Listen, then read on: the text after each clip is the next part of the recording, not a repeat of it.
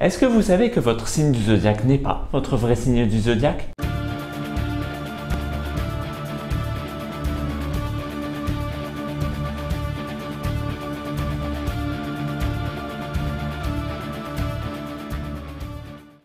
Il s'agit d'un argument qui est très utilisé à l'encontre de l'astrologie et des astrologues.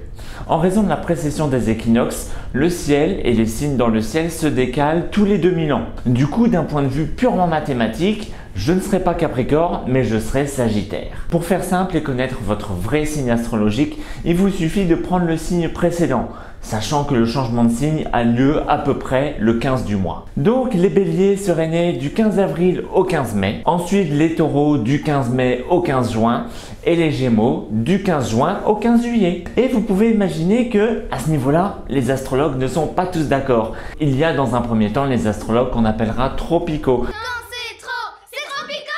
Et ces astrologues, ils prennent en compte le calendrier officiel que tout le monde connaît. Pour eux, chaque signe correspond à une zone astrologique, mais ces zones n'ont pas grand-chose à voir avec les constellations dans le ciel. Et le deuxième groupe prend déjà en compte ce décalage et cette précession dans leurs calculs. On les appelle les astrologues sidéraux. Mais si vous le voulez bien, on va aller un peu plus loin dans la réflexion. On a vu précédemment que l'astrologie prenait en compte le déplacement du soleil et des planètes dans les différentes zones astrologiques, dans les différents signes. Mais on peut trouver un peu bizarre que chaque constellation ou chaque signe ait la même taille dans le ciel. C'est pas du tout le cas. Il y a certaines constellations qui sont plus importantes que d'autres et du coup le soleil met plus de temps à les traverser. Je ne vais pas vous dire le temps qu'il faut pour traverser chacune des constellations, mais sachez que le soleil va mettre seulement 9 jours pour traverser la constellation du Scorpion et jusqu'à 39 jours pour traverser la constellation du Poisson. Et mécaniquement, si on compte comme ça, on se rend compte qu'il y a beaucoup plus de gens qui naissent avec le signe du Poisson que de personnes qui naissent avec le signe du Scorpion. Mais il y a pire que ça. À bien regarder le circuit exact du soleil dans le ciel, on réalise qu'il ne traverse pas seulement 12 constellations, mais qu'il en traverse une 13e.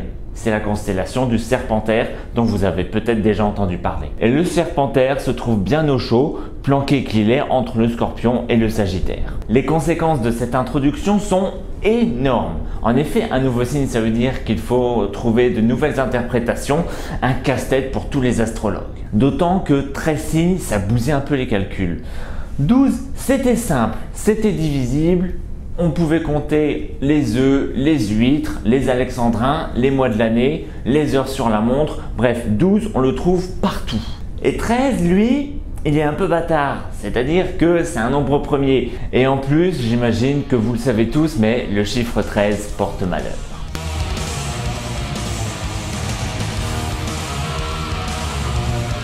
Donc maintenant, on a bien foutu en l'air les règles avec le soleil, on va s'attaquer aux planètes. Eh bien, figurez-vous que toutes ces planètes traversent des signes et traversent des constellations qui n'ont rien à voir avec les 13 constellations que je viens de mentionner. En effet, leur axe de rotation est quelque peu désaxé par rapport à l'axe du soleil. Du coup, ça fout encore en l'air tous les calculs. Certaines orbites sont tellement désaxées que quelques planètes vont frôler des constellations dont on n'a pas encore parlé ou alors carrément les traverser. Pour ajouter un peu de complexité au merdier des 13 constellations, je vais vous donner les 8 constellations supplémentaires traversées par les planètes. Nous avons le Sextant, l'écu de Sobieski, Pégase, Orion, l'Hydre, la Coupe, le Corbeau et la Baleine. Et je vous laisse imaginer que maintenant, comme avec le Serpentaire, il faudrait théoriquement prendre en compte les 8 constellations supplémentaires pour pouvoir faire une lecture d'une personnalité.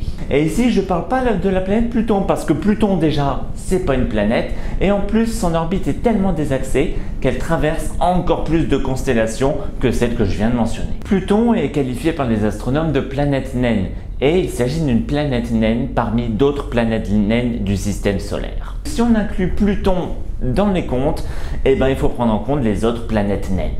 Il y a d'abord Cérès qui orbite tranquillement entre Mars et Jupiter, et puis au niveau de Pluton et un peu plus loin, il y en a d'autres. Eris, Makemake et Haumea. Pluton, on le sait, c'est le dieu de la mort et donc de la transformation.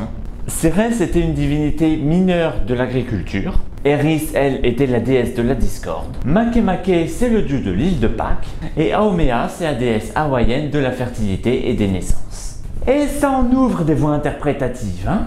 Mais le souci, c'est que si on prenait en compte véritablement tous ces critères, ce serait vraiment un bordel et un casse-tête sans nom. Car croyez-moi, si vous regardez déjà un plan du ciel, les astrologues se cassent vraiment déjà beaucoup la tête. Du coup, personne n'irait jusqu'à prendre en compte la position de tous les planétoïdes et de tous les planètes naines pour calculer un horoscope. Enfin, il me semble pas. En tout cas maintenant, j'imagine que vous savez un peu plus sur les différentes écoles astrologiques. J'espère que vous avez apprécié cet épisode. Pour ma part, je vais me replonger dans les sciences ésotériques et je vous souhaite un bon chemin.